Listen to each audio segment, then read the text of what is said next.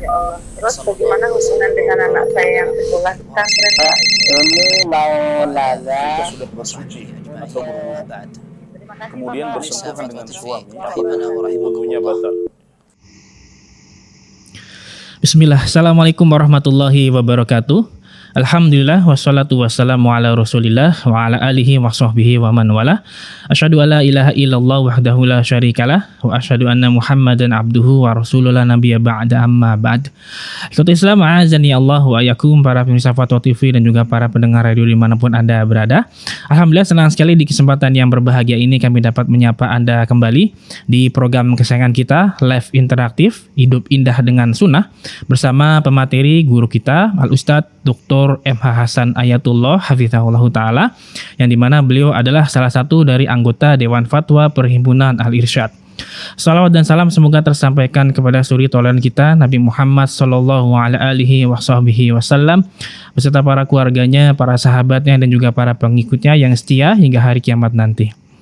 Nah, mengikuti Islam, azani Allah wa yakum, kami informasikan kepada Anda untuk live interaktif ini kami di relay atau disiarkan juga oleh beberapa stasiun radio yang tergabung di RTVC, Asosiasi Radio dan Televisi Islam Indonesia. Di antaranya ada Radio Bimbas Yogyakarta, Radio Sahabat Tegal, Radio Suara Madinah Caruban, ada Radio MD FM Probolinggo, Radio Hang FM Batam, Radio Amuba Pangkal Pinang, kemudian Radio Sago FM Sumatera Barat, Radio Gema FM Bontang, Radio Al-Hikmah Banyuwangi, Radio Albina AM Bekasi, Radio Tua FM Riau, Radio Dai Tengaran, dan Radio Mas FM Seragen. Terima kasih kami ucapkan jazakumullahu khairan, semoga bermanfaat. Dan alhamdulillah telah terhubung bersama guru kita Al-Ustadz Dr. MH Hasan Ayatullah Hafizahullah Ta'ala, langsung dari kediaman beliau di Banyuwangi, Kota Jawa Timur. Dan kita sapa beliau dahulu. Assalamualaikum Ustadz. Waalaikumsalam warahmatullahi wabarakatuh. Ahlan wa sahlan Akh Rahman, barakallahu fiik. Dan juga pemirsa Fatwa TV. Barakallahu fikum Ustadz. Kami ucapkan terima kasih kepada Ustadz yang telah meluangkan waktunya di kesempatan kali ini Ustadz. Barakallahu fikum. Barakallahu fikum. Nah, mengikuti Islam, azani Allah wa yakum, kami mengajak Anda untuk berpartisipasi. Silakan jika Anda ingin mengajukan pertanyaan kepada Ustadz, Anda bisa menghubungi layanan telepon kami yang tertera di layar kaca Anda di 021-2123-2333, dan dimohon nanti dikecilkan dahulu suara televisi Anda. Dan mari kita dengarkan nasihat pembuka dari guru kita Al-Ustadz Dr. MH Hasan Ayatullah Hafizahullah Ta'ala. Kepada Ustadz dipersilakan, falyatafadhal maskur ya Ustadz. Jazakumullah khair. Bismillahirrahmanirrahim. Alhamdulillahirabbil alamin. Sallallahu wasallam wa baraka ala abdihi wa rasulihi nabiyina Muhammad wa ala alihi wa ashabihi wa tabi'in wa man tabi'ahum bi ihsanin ila yaumiddin, amma ba'd. Kaum muslimin, pemirsa Fatwa TV, pendengar radio Sunnah dimanapun antum berada, semoga Allah Subhanahu wa taala senantiasa memberikan keberkahan pada ilmu dan umur kita. Rasulullah sallallahu alaihi wasallam pernah satu saat ditanya oleh seorang sahabat Nabi, sebagaimana dalam Sunan At-Tirmidzi dengan sanad yang hasan. Beliau ditanya tentang siapakah orang yang paling baik, orang yang paling beruntung. Maka beliau mengatakan, man tala umruhu wa hasuna amaluhu. Orang yang paling baik adalah orang yang umurnya paling panjang dan amalnya paling baik. Dan ini menjadi dua kaidah dan dua standar kebaikan seseorang. Panjang umur, yang kedua adalah amalnya baik.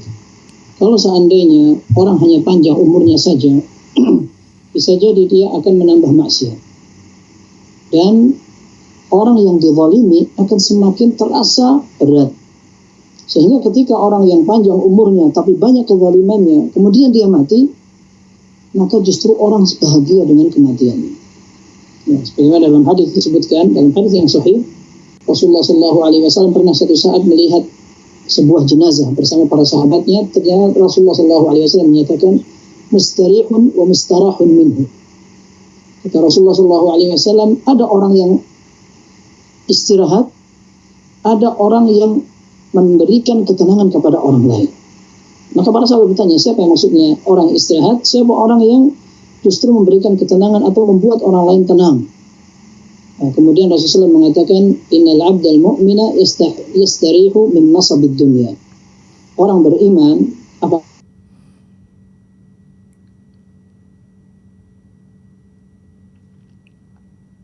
tapi wa innal 'abdal fajir, adapun hamba yang buruk akhlaknya, jelek perangainya, maka yastarihu minhul ibadah wal bilad. Orang lain akan merasa istirahat dan bahagia dengan kematiannya, karena sudah tidak ada lagi orang yang akan membuat onar di dunia untuk masyarakat dan untuk lingkungan.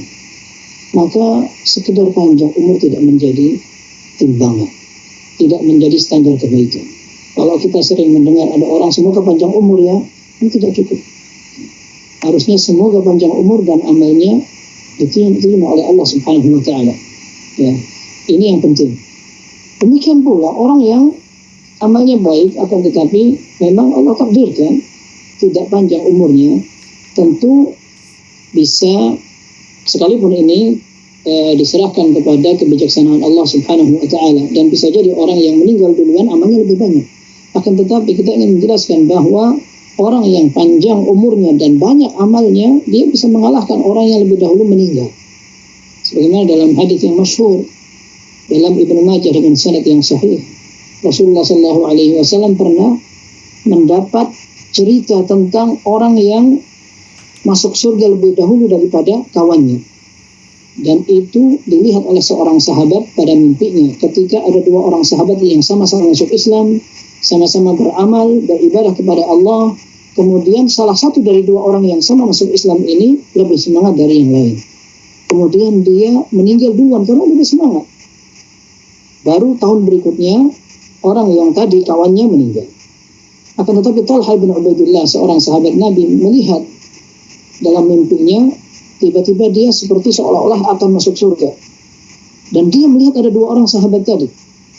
Ternyata ada yang keluar dari surga memanggil duluan orang yang meninggalnya belakangan untuk masuk ke surga. Baru orang yang rajin masuk surganya setelah orang pertama tadi. Maka dia bercerita kepada para sahabatnya. Akhirnya cerita ini menyebar kemudian sampai ke telinga Rasulullah SAW. Maka Rasulullah SAW menyatakan, min ayyi dzalika ta'jabun? Kalian apa yang membuat heran? Terbuat heran dengan apanya? Ya Rasulullah, kata para sahabat, kana asyaddar rajulain ijtihadan. Loh, bukannya orang yang masuk ke surga belakangan itu kan orang yang lebih rajin sampai dia meninggal lebih dahulu. Wa dakhala al-jannata hada al-akhiru qablahu. Ternyata orang yang mati belakangan masuk surga duluan.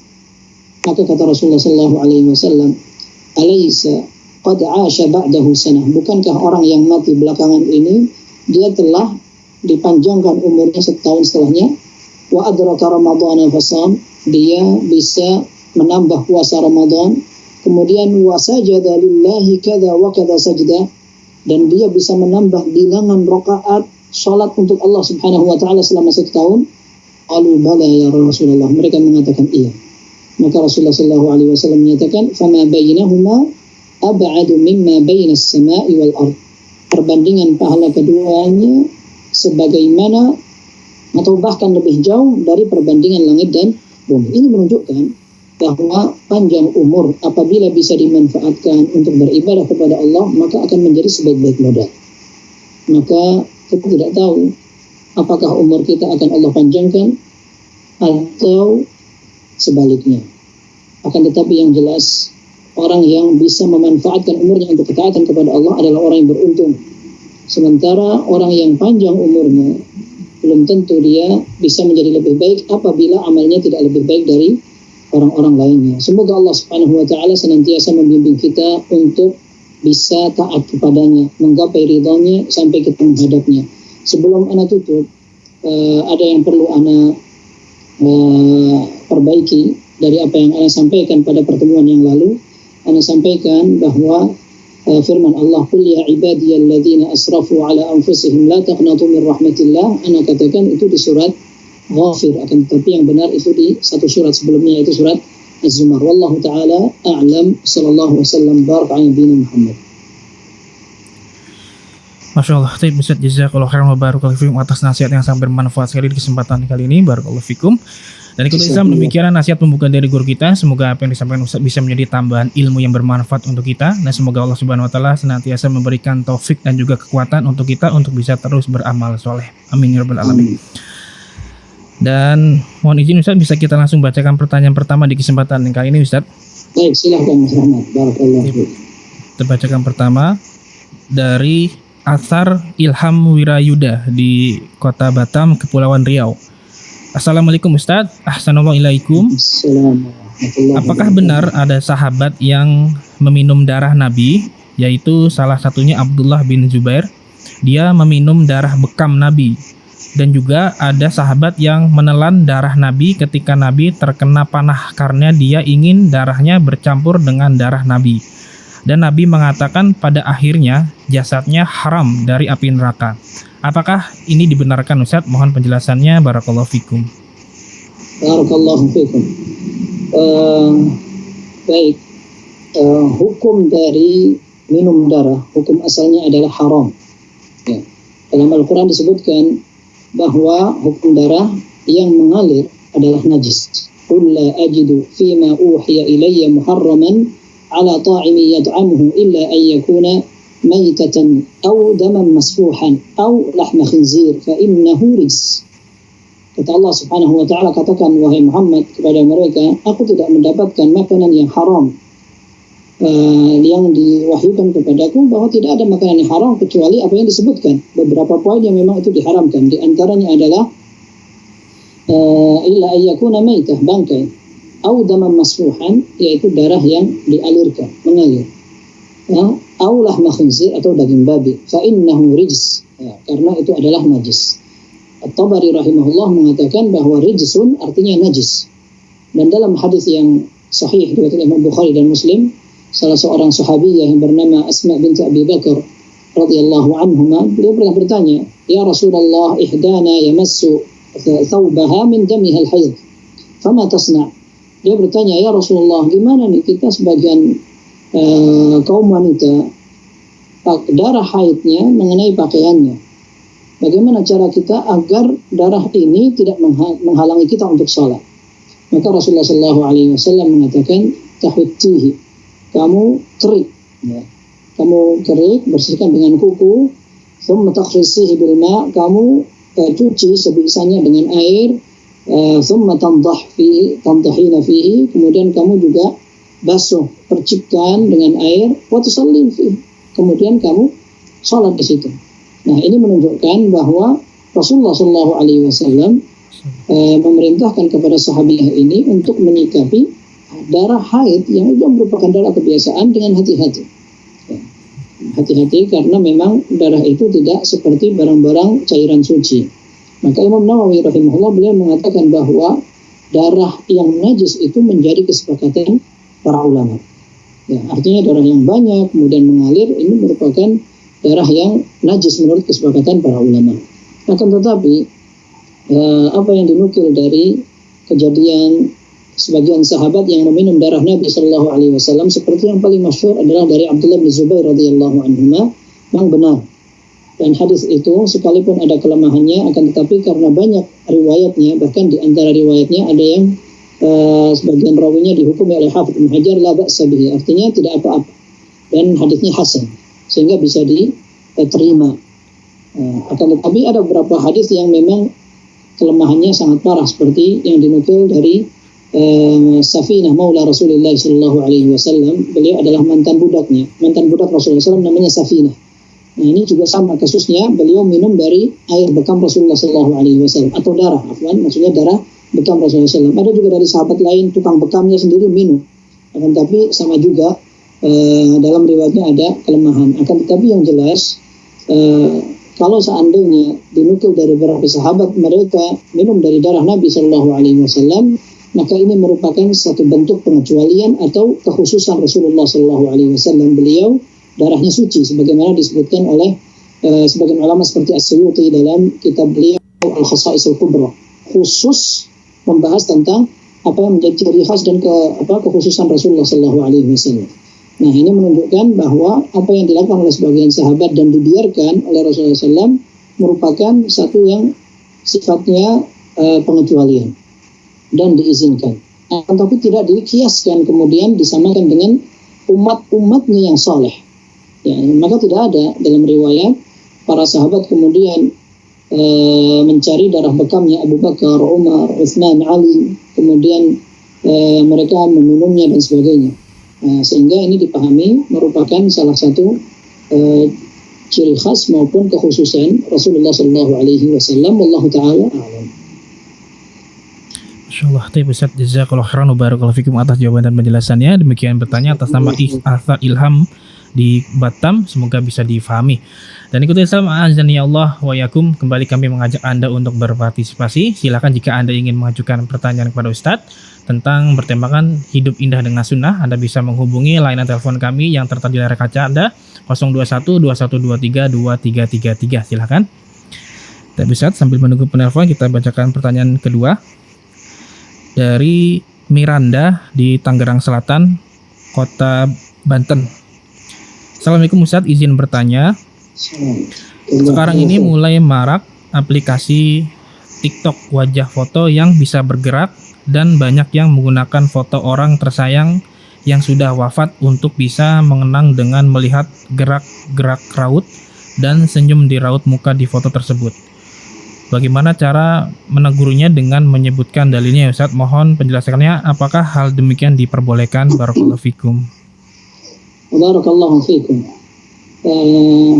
Memang ini ada dua pembahasan penting. Yang pertama adalah mengetahui hukumnya, dan yang kedua adalah bagaimana cara menasihatinya.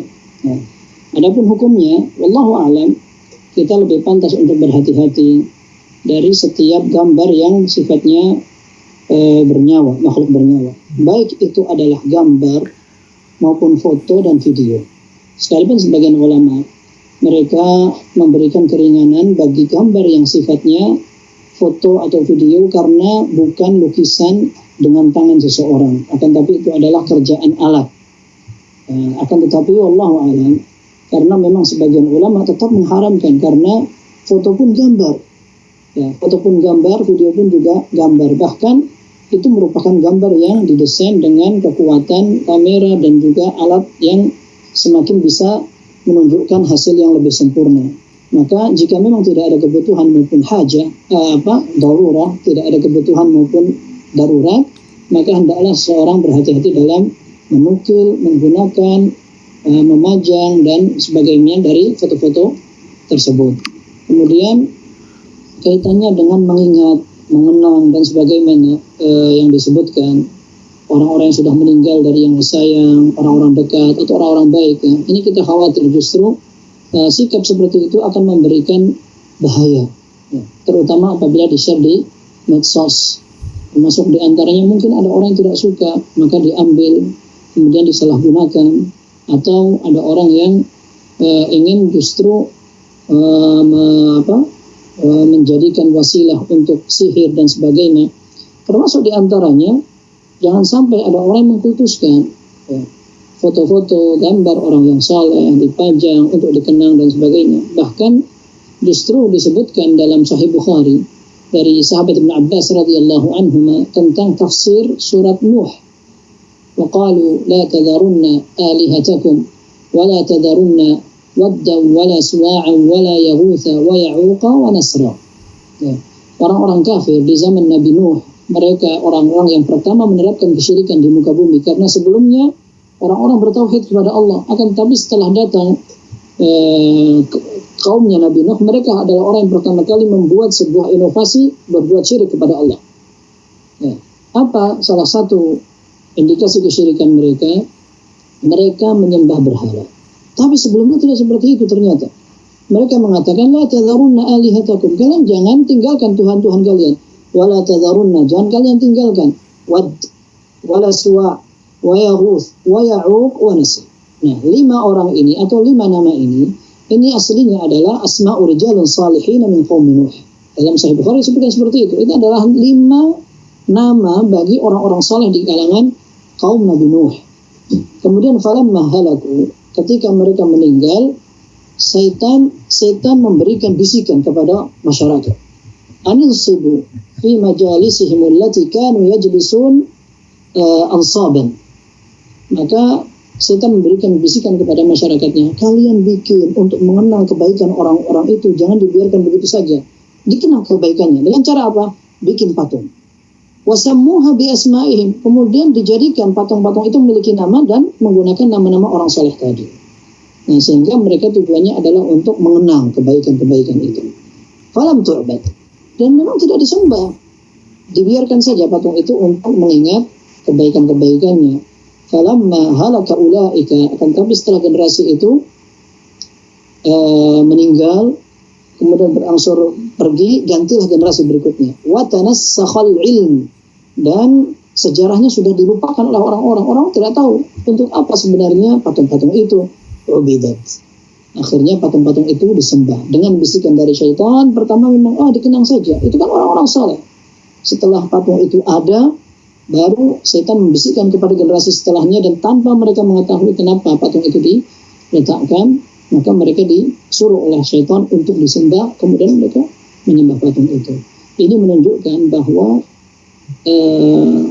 ketika sebuah perbuatan dikemas, dilakukan dengan niat baik, bisa jadi ketika sebuah perbuatan ini menjadi dzari'ah atau pengantar kepada tindak keburukan, bisa jadi itu akan dilanjutkan orang lain untuk melakukan tindakan yang tidak lebih baik, bahkan lebih buruk dari apa yang kita lakukan. Maka wallahu a'lam, lebih baik cara yang seperti ini dihindarkan, dihilangkan. Kalau memang kita ingat kepada orang-orang yang kita kenal dengan akhlaknya, amalnya, maka kita doakan semoga Allah Subhanahu wa taala membalas semua kebaikan mereka.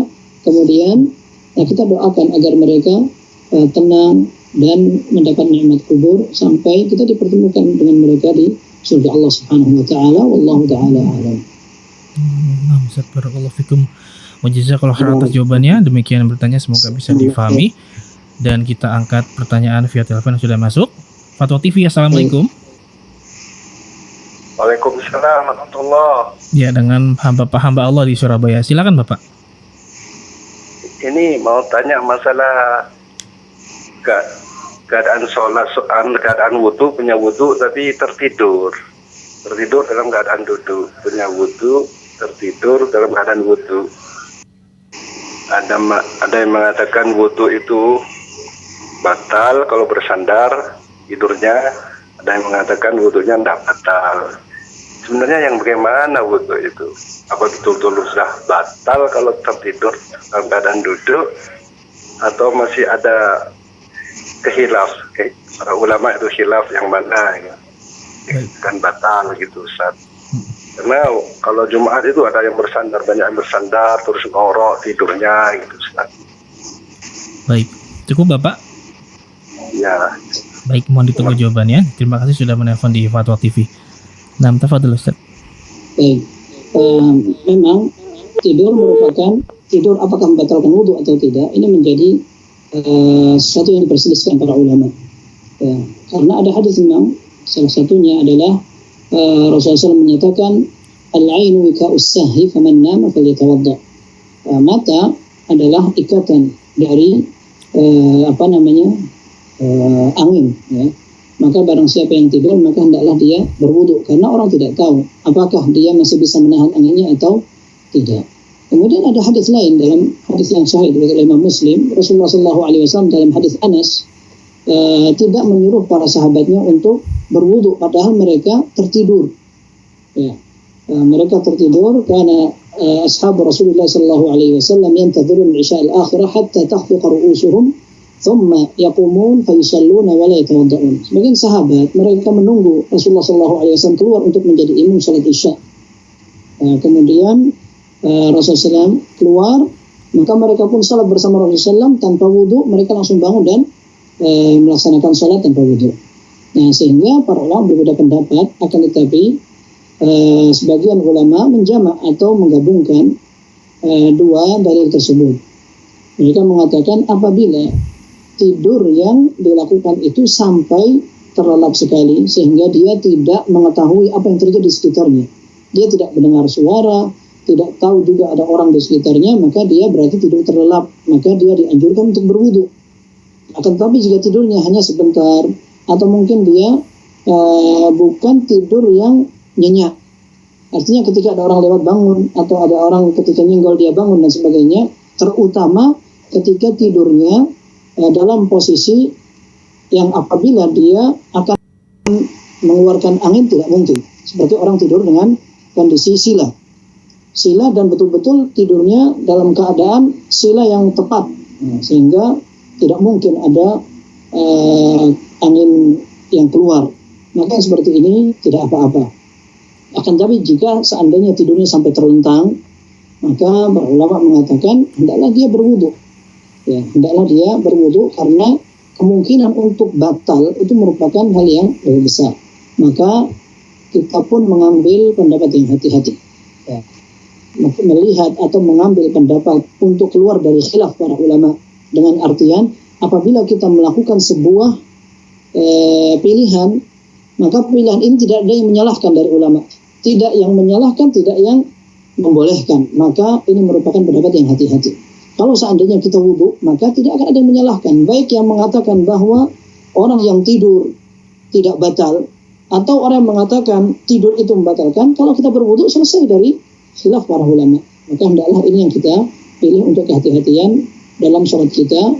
Dan alhamdulillah wudhu pun tidak susah, ya, terutama di zaman sekarang dan banyak tempat-tempat ibadah di zaman sekarang, baik masjid, kantor, rumah maupun di fasilitas-fasilitas umum. Artinya ke kamar mandi, ke toilet atau hanya sekedar tempat wudhu adalah hal yang mudah tanpa merasakan juga pekat atau sakitnya musim dingin maupun musim panas.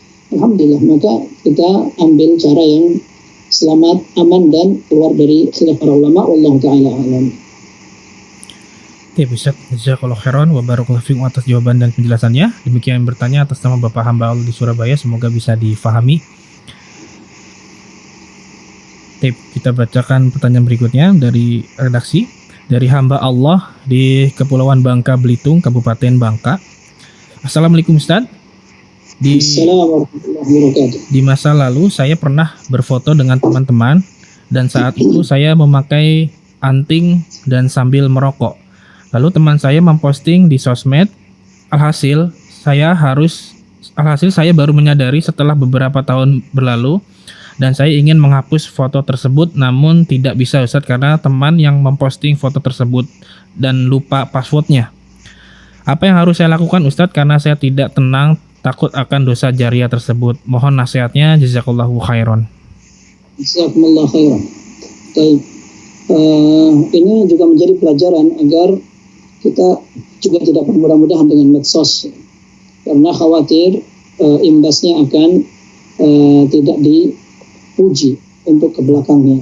Sekalipun kita mungkin mengatakan bahwa ini adalah perkara mubah, akan tetapi tentu orang bijak berhati-hati juga dalam menulis komentar dan juga memposting hal-hal yang bisa jadi mubah tetapi tidak bermanfaat.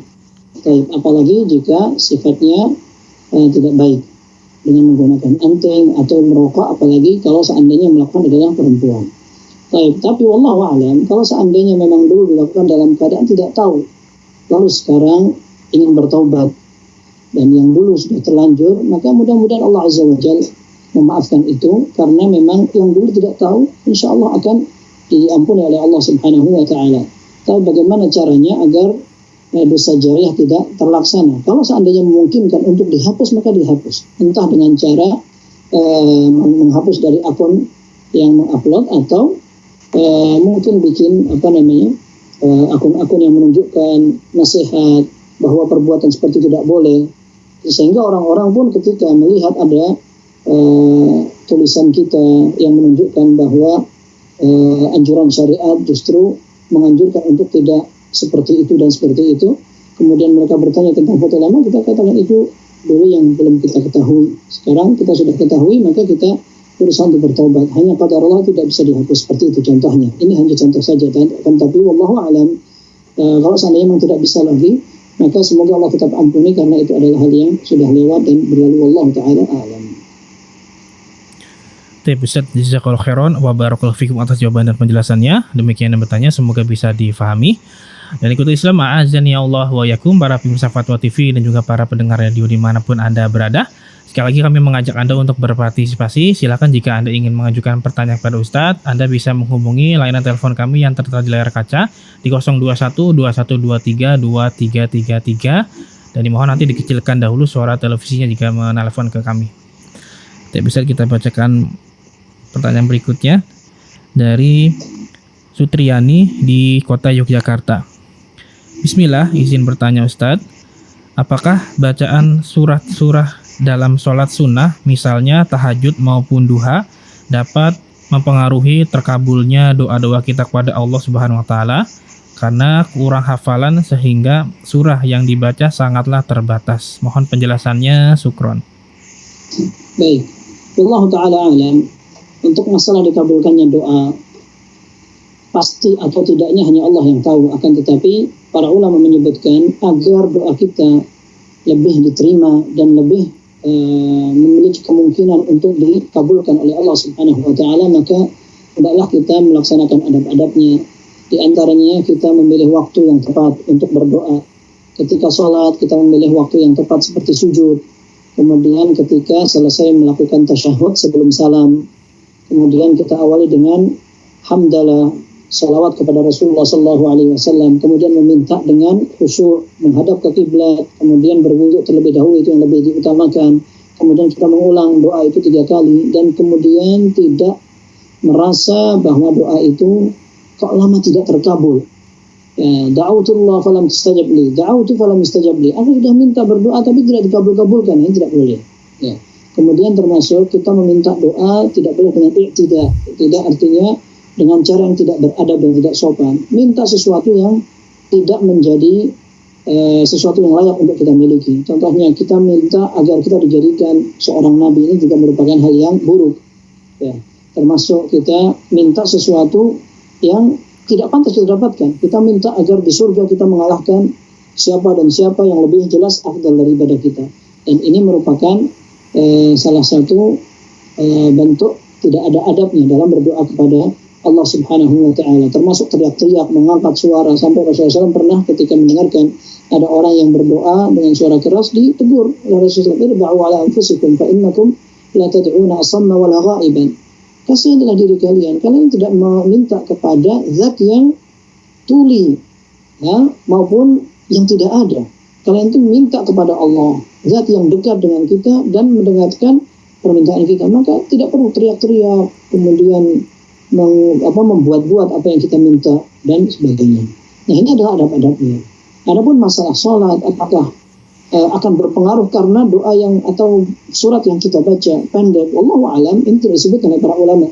Ya, orang yang lebih panjang sholatnya akan lebih dikabulkan, dan orang yang bacaannya karena hafalannya lebih sedikit akhirnya tidak lebih dikabulkan. Wallahu alam, ini bukan merupakan standar bagi para ulama. Bahkan yang diketahui dalam pembahasan fikih, Rasulullah SAW mengatakan, "Faqra ma tayassara ma'aka minal Qur'an." Bacalah apa yang bisa kamu baca dalam sholatmu. Kalau kita memang mampu dan hafalan kita memang segitu, tidak apa-apa, kita baca apa adanya.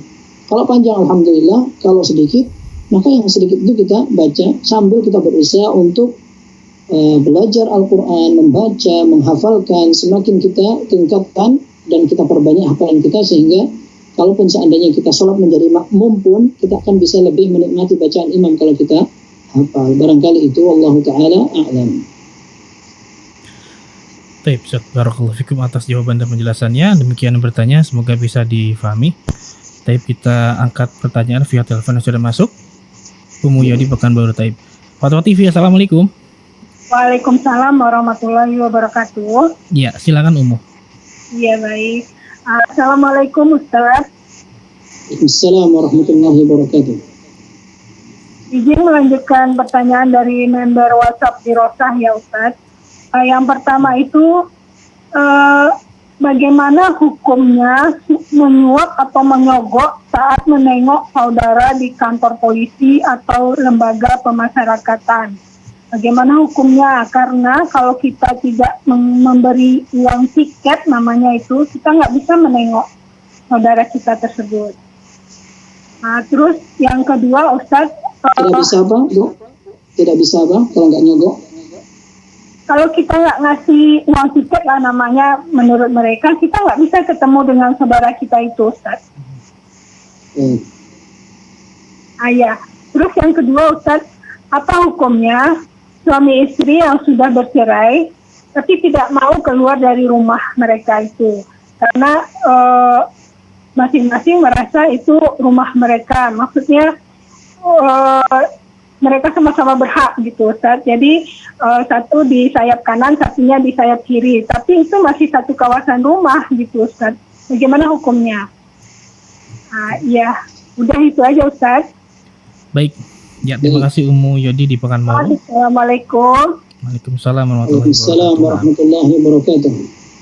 Allah Ta'ala alam. Pertama, masalah riswah. Ya. Rasulullah SAW melaknat ar-rashi wal murtashi wal ra'ish. Rasulullah SAW melaknat orang yang memberikan, orang yang menerima, dan orang yang menjadi perantara penerima, menjadi perantara riswah atau sogokan tersebut. Sehingga baik orang yang bekerja sama, entah kerjasamanya karena kita memberi atau kerjasamanya karena dia menerima atau sebagai perantara, tidak beda dalam hukum haramnya berinteraksi atau menggunakan praktek riswah atau sogokan. Nah, sedangkan wallahu a'lam, untuk orang yang memang mau tidak mau prosedurnya membayar, maka mestinya ini tidak dikatakan sebagai sogokan. Contoh, orang yang akan membuat berkas tertentu dan memang persyaratannya harus membayar, maka ini bukan merupakan sogokan. Adapun ini memang tidak ada biaya, akan tapi jika seandainya dibayarkan biaya tersebut, maka dia akan mendapatkan fasilitas dan pelayanan dengan mudah, maka ini yang bisa dikatakan sebagai sebuah riswah dan ini yang diharamkan. Nah, maka seandainya apa yang disebutkan tadi dalam lembaga yang ditanyakan, kalau memang itu merupakan prosedurnya, maka itu bukan merupakan riswah atau suap. Akan tapi jika seandainya itu memang prakteknya adalah suap menyuap dan tidak mungkin kita mendapatkan hak kecuali dengan menggunakan seperti itu, padahal kita sudah tempuh cara lain yang tidak melibatkan suap menyuap, ternyata memang tidak bisa dan gagal, maka semoga Allah ampuni orang yang terpaksa untuk memberikan semacam tip, karena kalau seandainya tidak membayar dia akan kesulitan mendapatkan haknya. Semoga Allah ampuni. Kan tapi orang yang memaksakan cara seperti itu, maka dia akan menanggung dosa yang tidak mudah, karena ketika sesuatu yang sudah disebutkan dalam dalil sebagai sebuah laknat, maka itu merupakan dosa besar dan salah satu indikasi dari dosa besar. Wallahu ta'ala a'lam. Yang kedua adalah suami dan istri yang sudah bercerai, seandainya dalam masa iddah, maka suami masih berhak untuk merujuk kepada istrinya. Akan tetapi jika sudah tidak termasuk atau sudah keluar dari masa iddah, atau bahkan sudah lewat dari masa iddah dan hal yang bisa dimungkinkan untuk rujuk, maka seorang suami atau mantan suami sudah tidak menjadi mahram untuk mantan istrinya. Kalaupun seandainya mereka tinggal dalam satu rumah, maka harus melaksanakan sikap orang yang harus berhati-hati dari orang yang bukan mahramnya. Kalau rumah itu besar, kemudian mungkin untuk menjaga dari hal yang sifatnya fitnah, ya, antara laki dan perempuan yang bukan mahram, maka tidak apa-apa. Akan tapi jika seandainya rumah itu satu, setiap hari ketemu, maka berbahaya. Syaitan akan sangat mungkin untuk menjerumuskan dalam hal-hal yang haram, yang lebih besar dari itu. Maka syaratnya adalah diambilkan solusi yang terbaik untuk menyelesaikan urusan itu. Allah Ta'ala a'lam. Bisa pertanyaan kedua, Ustaz? Iya, sudah tadi masalah keluarga. Ya, masalah keluarga, suami dan istri yang tinggal dalam satu rumah. Tapi Ustaz, barakallahu fikum, tentang istri dan suami yang sudah bercerai, Ustaz, tadi, Ustaz, ya? Iya. Tapi barakallahu fikum, demikian Ummu Aryo, semoga bisa difahami. Dan kita bacakan pertanyaan berikutnya dari Meila Ratna Triani di Tasik. Taib, kita dahulukan penanya penelpon yang sudah masuk. Fatwa TV, Assalamualaikum. Waalaikumsalam warahmatullahi wabarakatuh. Ya, dengan siapa, di mana? Dengan Ibu Yanti di Sumatera Barat. Ibu Yanti di Sumatera Barat, ya? Ya, silakan Ibu. Iya, ini mau nanya Ustadz. Assalamualaikum Ustadz. Assalamualaikum warahmatullahi wabarakatuh. Ini mau nanya, bolehkah membaca zikir la ilaha illa anta subhanaka inni kuntu minaz zalimin dijadikan sebagai zikir harian, berhubung karena kesulitan hidup seperti tertimpa penyakit dan kesulitan ekonomi. Pertanyaan yang kedua, Ustaz, apakah ada sunnahnya membunuh cicak dan apakah benar kotorannya itu najis? Udah, Ustaz. Apa itu Assalamualaikum cicak? warahmatullahi wabarakatuh. Iya. Nah, Ustaz. Baik. Pertanyaan pertama, doa la ilaha illa anta subhanaka inni kuntu minadh dhalimin merupakan doa yang dipanjatkan oleh dalam sebuah riwayat itu merupakan doa yang dipanjatkan oleh Nabi Ibrahim. Kemudian juga merupakan doa yang dipanjatkan oleh Nabi Yunus ya, ketika mendapatkan kesulitan. Nah, sehingga kalau seandainya memang saya lupa apakah secara pasti ada anjuran untuk membaca doa itu ketika akan menghadapi sebuah musibah, entah musibah maupun kesulitan ekonomi dan sebagainya. Kalau seandainya ada dalilnya maka boleh-boleh saja. Akan tapi seandainya tidak ada, maka kita tidak perlu atau tidak pantas untuk menjadikan doa itu sebagai doa khusus yang kita harapkan bisa menghilangkan masalah ekonomi atau masalah lainnya. Ya, wallahu a'lam. Ana tidak ingat secara pasti apakah dalil la ilaha illa anta subhanaka inni kuntu minadh dhalimin merupakan doa yang digunakan untuk menghadapi musibah, kesulitan dan sebagainya atau tidak. Nah, yang kedua, cicak memang najis. Para ulama mengatakan bahwa hewan yang tidak boleh dibunuh maupun hewan yang diperintahkan untuk dibunuh, maka dagingnya tidak halal untuk dimakan. Dan cicak ini diperintahkan untuk dibunuh, maka dagingnya tidak boleh dimakan. Kemudian para ulama ahli fikih mengatakan bahwa hewan yang dagingnya tidak boleh dimakan maka kotorannya najis. Maka termasuk demikian cicak merupakan hewan yang kotorannya najis. Akan tetapi wallahu alam, karena memang cicak ini merupakan hewan yang banyak sekali di rumah-rumah kaum muslimin, bertebaran, bahkan terkadang banyak jumlahnya sehingga sulit untuk kaum muslimin menghindarkan diri. Maka para ulama mengatakan ini merupakan suatu yang dimaafkan seandainya memang susah untuk menjaganya. Kalau seandainya kita tidak kesulitan, rumah kita contohnya misalkan sedikit dari jumlah hewan tersebut sehingga kotorannya juga jarang kita temukan, maka kita bersihkan. Akan tapi kalau seandainya banyak sekali dan susah kita untuk menjaga diri dari kebersihan tersebut, maka semoga Allah Subhanahu wa taala memaafkan dan ini menjadi sebuah keringanan karena memang susah untuk menghindarkan diri dari kotoran hewan tersebut. Wallahu taala a'lam. Nah, Ustaz, Masya Allah, jazakallahu khairan wa barakallahu fiikum atas jawaban dan penjelasannya. Demikian bertanya Ibu Yanti di Sulawesi. Semoga bisa difahami. Tip, kita bacakan pertanyaan berikutnya. Dari Meila Ratna Triani di Kota Tasikmalaya, Jawa Barat. Bismillah, izin bertanya Ustaz. Hadis dari Abu Kabsyah, ia berkata, aku mendengar Abu Musa berkata di atas mimbar bahwa Rasulullah SAW bersabda yang artinya, sesungguhnya di depan kalian nanti akan ada fitnah bagaikan bagian malam yang gelap. Di waktu pagi seseorang masih mukmin, di waktu sore sudah kafir. Maksud hadis ini bagaimana Ustadz? Apakah sikap kami menghadapi zaman fitnah ini lebih baik diam di rumah? Mohon penjelasannya, barakallahu fikum. Barakallahu fikum. Baik, hadis ini sahih. Diriwayatkan dari jalur Abu Musa al-Asy'ari dengan riwayat yang banyak dan sanadnya sahih. Takunu fitanun kaqita'il lailil muzlim, dari Abu Musa juga dari Abu Umamah. Hanya dalam riwayat Abu Umamah ada kelemahannya dari bagian akhirnya. Kemudian ada juga dari Abu Hurairah radhiyallahu anhu yang disebutkan tadi dalam pertanyaan dari Abu Musa al-Asy'ari, takunu fitanun kaqita'il lailil muzlim yusbihu ar-rajulu musliman wa yumsi kafiran wa yumsi musliman wa yusbihu kafiran. Dalam hadis ini dikatakan bahwa nanti akan ada fitnah atau gangguan dan cobaan akhir zaman ketika seorang muslim ketika pagi masih Islam kemudian sorenya kafir.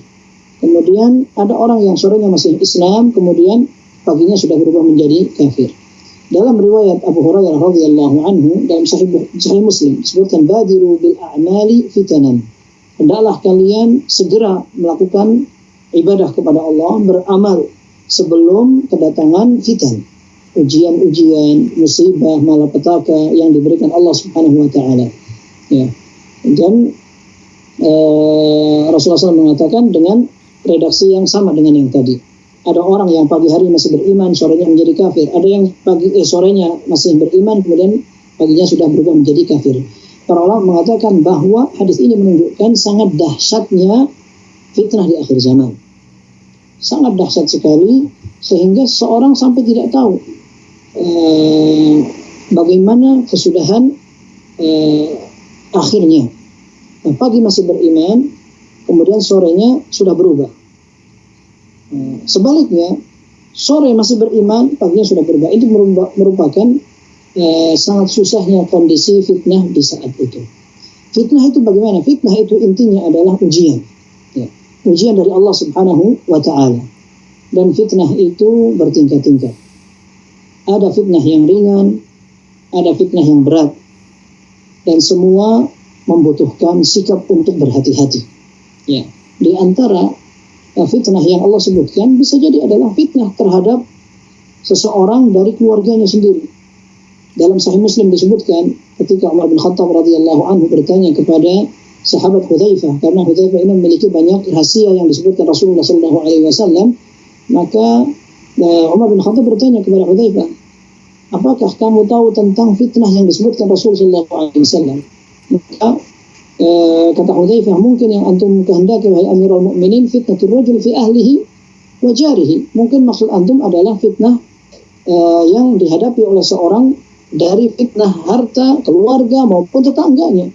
Kata Rasulullah SAW, tilka fitnah yukaffiruha as-salatu was-siyam was-sadaqah. Kalau yang itu, kata Umar bin Khattab, itu adalah fitnah yang ringan, yang bisa digugurkan dengan sholat, puasa, sedekah dan sebagainya. Akan tapi fitnah kamaujil bahr, fitnah yang besar sekali, yang bahaya sekali.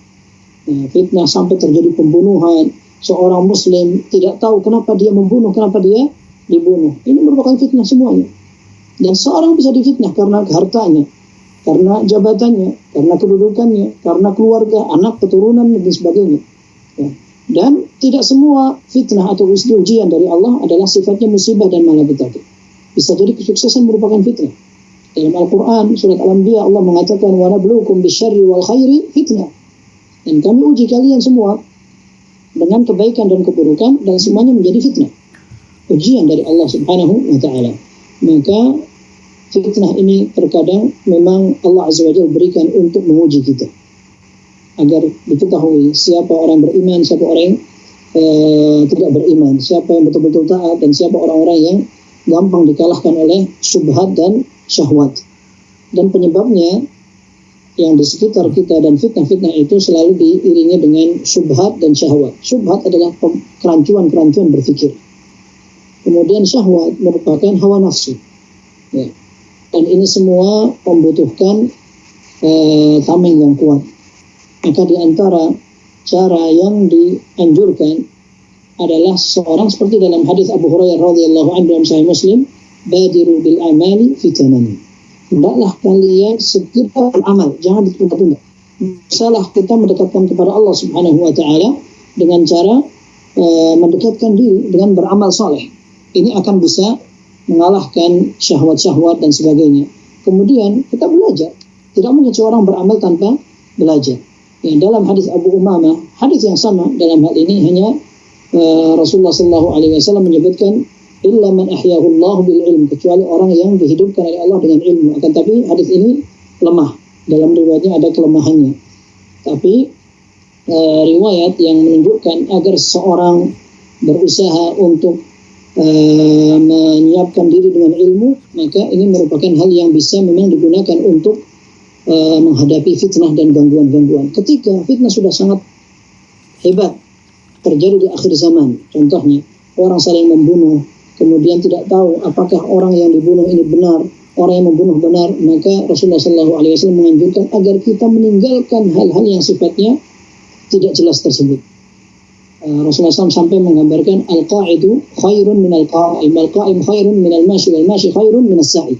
Orang yang duduk lebih baik daripada orang yang berdiri, orang yang berdiri lebih baik daripada orang yang berjalan, orang yang berjalan lebih baik daripada orang yang jalannya agak cepat, menunjukkan agar kita menjauh dari fitnah-fitnah dan ujian-ujian tersebut. Sebisa mungkin kita hindari tempat-tempat yang terjadi pertikaian maupun gangguan-gangguan ibadah kita itu.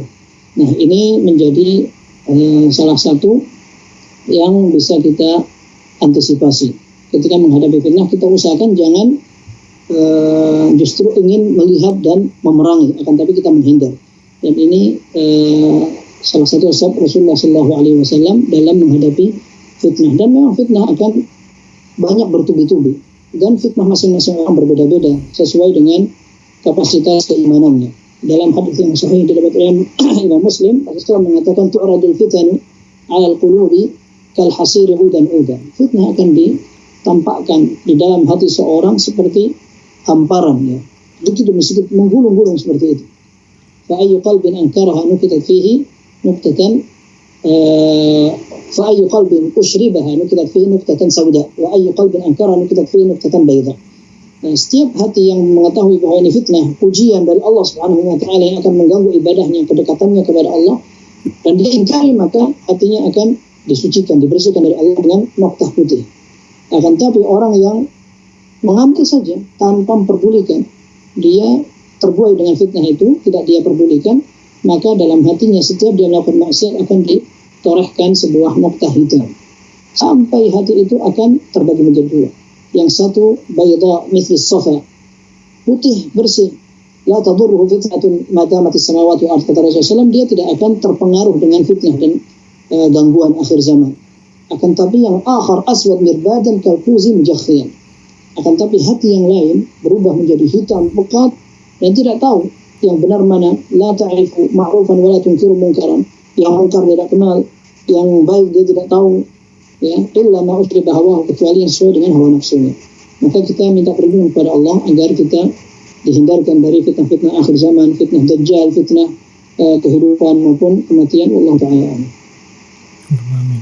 Nah, Ustaz Barakallahu Fikum, jazakallahu khairan atas jawaban penjelasannya. Demikian bertanya, semoga Allah Subhanahu wa taala senantiasa melindungi kita dari berbagai fitnah di akhir zaman ini. Allahumma amin. Tapi Ustaz, masih ada beberapa waktu, kita bacakan pertanyaan berikutnya dari Irfan Rudiansyah di Bekasi. Assalamualaikum Ustaz, izin bertanya, hukum memakai pakaian sepeda atau road bike bagi laki-laki Ustaz, ya, dengan tujuan hanya digunakan saat bersepeda saja untuk mengurangi dorongan angin. Mohon penjelasannya Ustaz. Jazakallahu khairan. Jazakumullahu khairan. Baik, ini tidak berbeda jauh dengan pertanyaan pada kesempatan yang lalu tentang orang yang ingin futsal kemudian menggunakan pakaian yang mepet ketat, kemudian dia menggunakan celana pendek di atasnya. Kita katakan bahwa madzhabul arba'ah, para ulama ahli fikih yang 4 mengatakan selama pakaian itu tertutup auratnya, maka itu sudah cukup sah untuk sholat.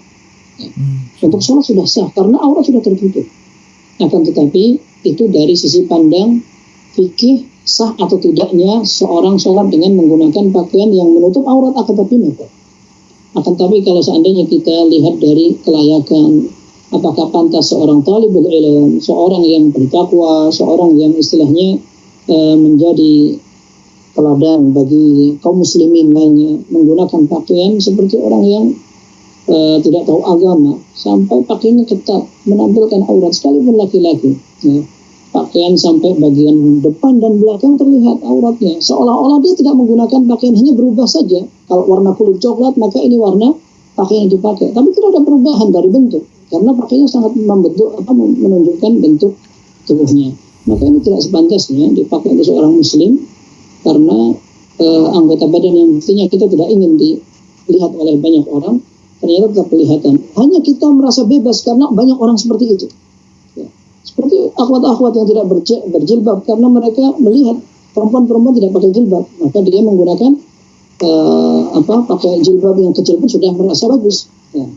Ini juga jangan sampai sama dengan orang yang menggunakan pakaian sempit, merasa nyaman saja karena banyak orang yang pakai pakaian sempit seperti itu. Nah, maka wallahu a'lam, hanya sekedar angin saja, tidak menjadi masalah untuk mengayuh sepeda. Bukankah tujuan kita untuk memperkuat dan bersehat? Kita pengen semakin tambah kekuatan kita, kemudian tenaga kita, biasanya kita tambah jurusannya atau tambah jarak tempuh mengayuh sepedanya. Tapi kenapa kita harus takut dengan angin? Ya. Kalau memang hanya sekedar alasan angin, tidak perlu kita menggunakan pakaian yang sampai anti angin. Ya. Seperti juga orang renang. Kenapa? Kalau orang renang tujuannya untuk ibadah, untuk menguatkan badan, kenapa harus takut dengan air sehingga mereka menggunakan pakaian yang ketat sampai anggota badannya seolah-olah tidak beda, hanya warnanya saja yang berubah. Nah, maka wallahu a'lam, yang kita sarankan adalah pakaian-pakaian yang seperti itu, kalau memang harus menggunakan, pakai pakaian lain lagi yang bisa menutupi tonjolan-tonjolan anggota badan yang memang tidak berubah, seperti tidak menggunakan pakaian, hanya berubah warnanya saja. Allah Ta'ala a'lam bissawab. Masya Allah. Taib Ustaz, jazakallahu khairan wa barakallahu fikum atas jawaban dan penjelasannya. Demikian yang bertanya, semoga bisa difahami. Dan tersebut adalah pertanyaan terakhir di kesempatan kali ini Ustaz. Jazakallahu khairan wa barakallahu fikum Ustaz atas waktu dan ilmunya Ustaz di kesempatan kali ini. Semoga Allah Ta'ala senantiasa menjaga Ustaz dan juga keluarga di sana. Amin wa iyyakum jami'an. Nah, mengikuti Islam azani Allah wa yakum, demikianlah live interaktif untuk tema hidup indah dengan sunnah pada kesempatan kali ini. Semoga apa yang disampaikan Ustaz bisa menjadi tambahan ilmu yang bermanfaat untuk kita semua. Dan saksikan live interaktif setelah ini bersama Al-Ustadz Dr. Erwandi Tarmizi Hafizahullah dengan tema ekonomi Islam setelah ini insya Allah jam 5 sore. Dan bila Anda ingin mengajukan pertanyaan, Anda bisa buka website kami di www.dewanfatwa.com. Demikian kami kurang bertugas, mohon undur diri. Terima kasih atas partisipasinya. Mohon maaf bila ada kekurangan, dan kita tutup. Subhanakallahumma wa bihamdika asyhadu alla ilaha illa anta astaghfiruka wa atubu ilaihi. Wassalamualaikum warahmatullahi wabarakatuh. Waalaikumsalam warahmatullahi wabarakatuh. Ya Allah. Terus bagaimana hubungan dengan anak saya yang sekolah di pesantren? Ini mau nanya, sudah bersuci atau berumah, Terima kasih kemudian Bapak. bersentuhan dengan suami, rahimana wa rahimakumullah. wudunya batal.